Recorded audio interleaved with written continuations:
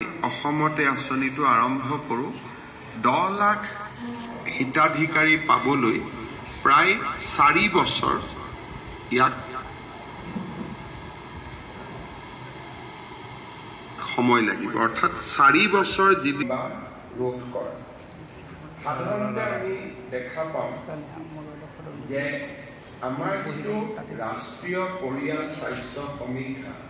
National Family Health Survey 2019-21 31.8% ছোৱালীয়ে ইয়াতে সন্তানৰ মাতৃ হৈছে যদি 20ৰ পৰা 24 বছৰ বয়সৰ 31% ছোৱালী সন্তানৰ মাতৃ হৈছে স্বাভাৱিকতে তেওঁলোকৰ বিবাহ 18 বছৰৰ আগতে হ'ব লাগিব আৰু বেসিক্যালি 18ৰ পৰা 20-21 বছৰৰ ভিতৰতে অসমৰ 30% ছোৱালী 31.8% ছোৱালী বিবাহ পাশত আবদ্ধ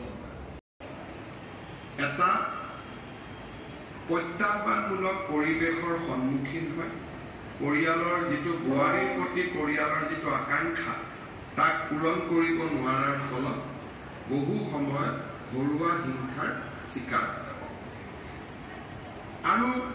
আমি আবদ্ধ হয় আৰু বহু সময়ত আমি দেখা পাওঁ যে আমাৰ বিভিন্ন ধৰণৰ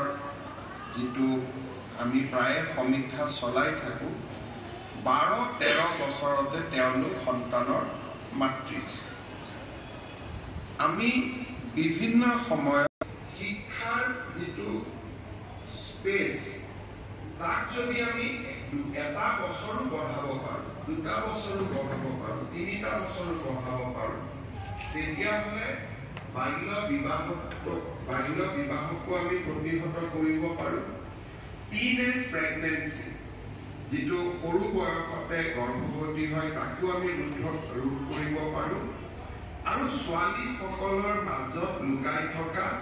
প্ৰতিভাৰ বিকাশত আমি সহায়ক হিচাপে থিয় হ'ব